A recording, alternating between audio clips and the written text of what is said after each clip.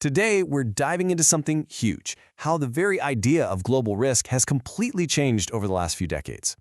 And to really get a grip on where we're headed, we actually have to look back. So let's start with a kind of strange question. What can a secret, top-secret Cold War plan possibly teach us about the biggest risks we're facing tomorrow? The connection is, well, it's pretty mind-blowing. All right, let's set the scene. We're starting with a Cold War blueprint, from a time when global risk was pretty simple and pretty terrifying. It meant one thing: annihilation. Picture this. It's 1979. Military planners for the Warsaw Pact are drawing up a plan for what they think World War III would look like, and they gave it a chillingly calm name: 7 days to the River Rhine. And make no mistake, the scale of this was just immense. On one side, you've got the Warsaw Pact, led by the Soviet Union, and on the other, the full military might of NATO. This wasn't some proxy war. This was a plan for total, head-on conflict between the world's biggest superpowers. The plan itself was just brutally straightforward. It assumes NATO hits first with a nuclear strike. The very next day, the Warsaw Pact responds with a massive nuclear counterattack of their own. And by day 7, their tanks are supposed to reach their goal, the River Rhine. That's it, a full-blown nuclear war, all planned out to last just 1 week. And the human cost? That was just part of the math. The plan flat-out estimated that NATO's very first strike would kill 2 million Polish civilians instantly. See, this was the old way of thinking about risk: armies, borders, and massive physical destruction on a clearly defined battlefield. Okay, but that was then. Fast forward to today, and the whole battlefield has been redrawn. We are now living in an age of economic weapons, and the Russia-Ukraine war gave us all a masterclass in what a global system shock really looks like. So here's where things get interesting. Before the invasion, Russia and Ukraine together were responsible for a quarter of all the world's wheat and barley. A quarter, and an incredible 60% of its sunflower oil. The whole world was relying on this one small part of the planet for basic food. So what happened when that supply chain was broken? The shockwaves were immediate and they were global. Wheat prices shot up 55%. In Europe, natural gas prices exploded by over 120%. All of a sudden, a war thousands of miles away was hitting you directly in your grocery bill and your heating. But this new kind of arsenal goes way beyond just food and fuel. It turns out Ukraine supplies half of the world's neon gas, which you absolutely need to make microchips. Russia, they supply almost half the palladium for all of our electronics.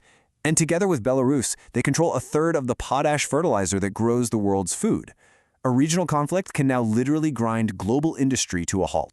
And this brings us right to the edge of tomorrow, because these system shocks we just saw, they're no longer seen as freak accidents.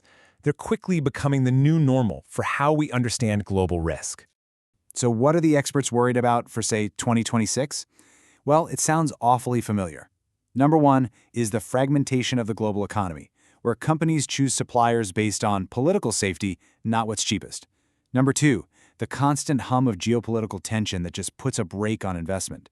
And number three, wild swings in the energy market, as our demand for electricity starts to outstrip what we can actually produce.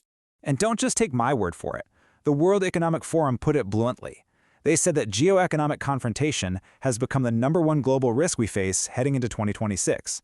Basically, using trade, resources, and supply chains as weapons is now our biggest threat. And that leads us to the final, and maybe the most mind-bending, evolution of risk. We're moving from the physical and the economic into the purely technological. We're talking about the race for artificial general intelligence, or AGI. And in this new arena, the competition itself is the crisis. A lot of researchers have started calling this the steering wheel problem. And the core idea is simple. The biggest danger from AGI, at least in the short term, might not be some evil runaway AI. It might actually be the crazy, catastrophic things we do to each other in a desperate race to be the first one to build it. It's like a bunch of people fighting over the steering wheel of a speeding car. The crash is going to happen long before you ever get to your destination. You see, this is totally different from the Cold War. In the nuclear arms race, the big danger was the finished bomb. The whole game was about not using it. But with AGI, the biggest danger is the race itself, all the reckless, destabilizing moves people might make before the technology is even finished. The conflict isn't about using an arsenal, it's about who controls the lab. So what you get is this really dangerous trap. It's a classic prisoner's dilemma. For any one company or any single country, Cutting corners on safety and rushing ahead seems like the only rational choice to win.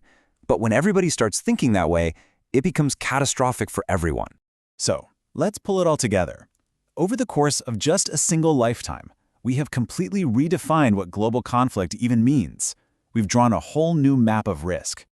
We've gone from a world where risk meant clear lines on a map, physical battlefields, to a new world where the front lines are invisible economic choke points in global supply chains. And now, we're heading into an era defined by high-stakes, destabilizing algorithmic races. Which really leaves us with one final, sobering thought. In this incredibly complex new world of risk, who's actually at the steering wheel?